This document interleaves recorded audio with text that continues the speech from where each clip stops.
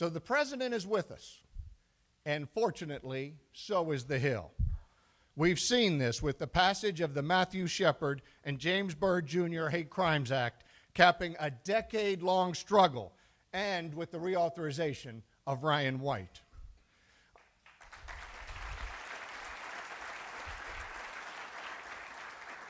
On a subject that's especially dear to me as OPM director, I'm happy to announce that the House Full Committee has passed the Domestic Partners Benefit Act last month that is sponsored and championed right here tirelessly by our Congresswoman Tammy Baldwin.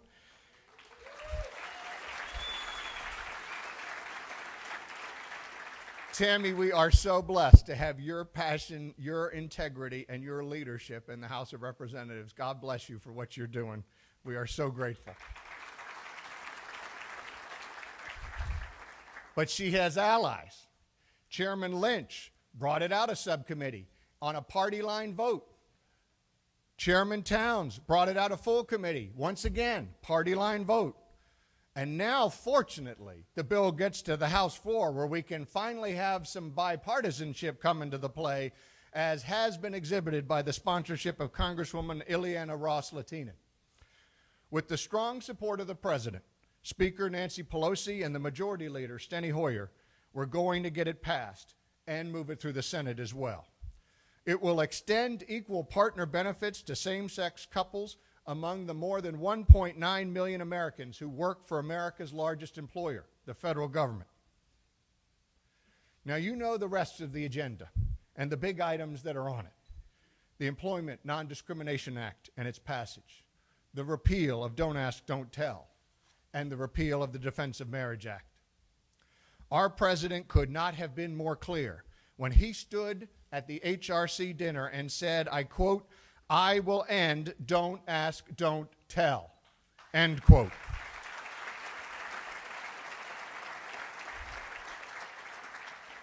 When he said, quote, "We are pushing hard to pass an inclusive employee non-discrimination bill," end quote. And when he issued the repeal to the so-called Defense of Marriage Act, end quote. For Don't Ask, Don't Tell, a recent report in the Pentagon's top scholarly journal put it best. Don't Ask, Don't Tell is, and I quote, ultimately more damaging to the unit cohesion it seeks to preserve, end quote. In my opinion, a policy cannot exist that is antithetical to an organization's most sacred core value, integrity. No matter how hard you try, you cannot square forcing someone to lie with integrity. Those parts don't fit. They can't, and that is why Don't Ask, Don't Tell must and will be repealed by the Congress of this United States.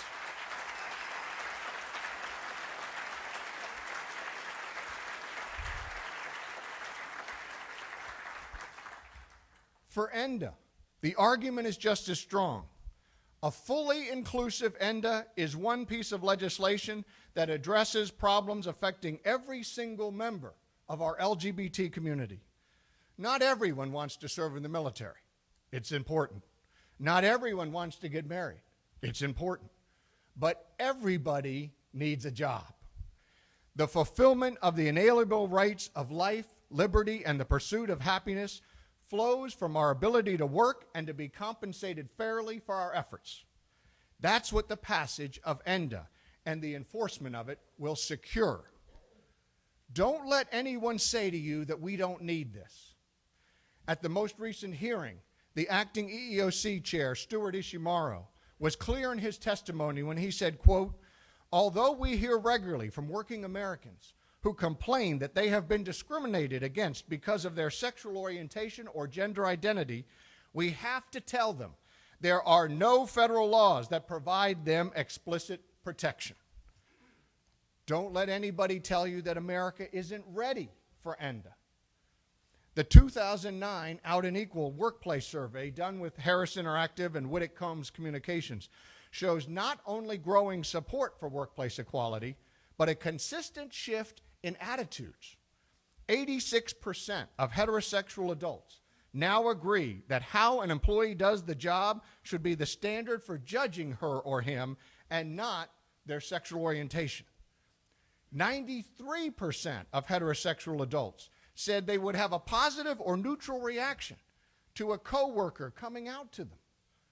Corporate America is on board. Nearly 70% of the Fortune 100 companies have fully inclusive diversity policies. And it's not just companies you might expect. Think of companies like Food Lion, American Airlines, Chevron, Marriott, Lockheed Martin, and others have stepped up to the plate. They do this not just because they know it's the right thing to do, but because they know that employees who feel respected and taken care of do better work. They know that strong fairness policies help recruitment and retention and improve their relationship with their customers. On Capitol Hill, we've had more evidence of shifting attitudes. The House recently held a hearing on ENDA, and Tammy and Jared were there. Guess what? Even those opposed to the bill offered their comments in a constructive manner and weren't in a demonizing position.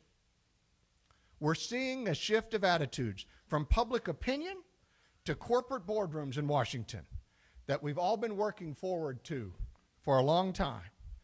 And through your efforts and ours, we are seeing, broadly speaking, that younger people are not just more tolerant, they are more welcoming of people of every background. As agents of change, you are lifting this tide. Thank you for your courage and for your leadership. We as a community are making progress, and we have a lot to be proud of.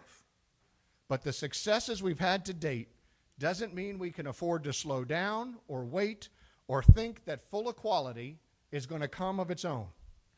We must go at least once more into the breach to secure the victories that I would argue are within our grasp.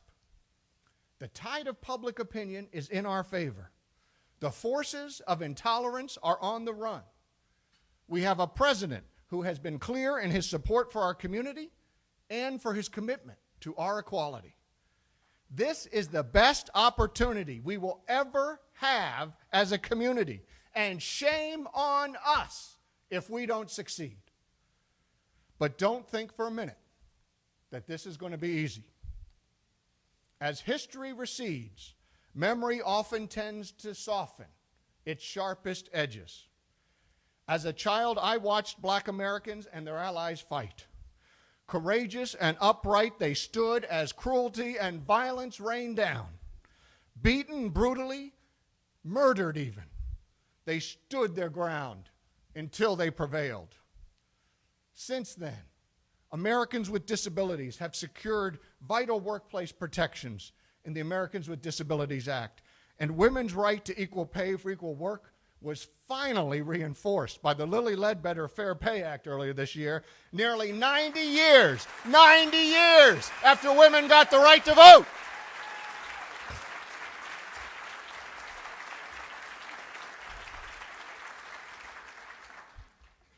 Now, we've had many victories of our own since our own struggle began in the hot summer of Stonewall.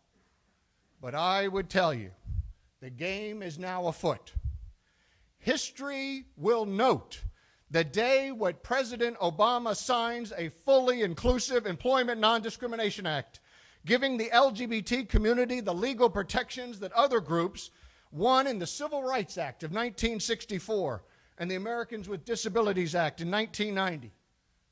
How privileged are we to be able to carry this fight to fruition? How blessed are we to plant this flag that Harvey Milk could only dream of? Those not with us in this fight will hold their hearts cheap and themselves cowardly to have not made this battle and help us secure this victory. We have everything we need to secure this and to win. We have the power of right, and trust me, the angels of virtue are on our side. We just need to summon the unity, the courage, and the persistence to see it through. We must secure the passage of a fully inclusive ENDA, and trust me, the vote to do it is not yet set. The vote to include gender identity will be hard and it will be close. But we must go forward together. Together.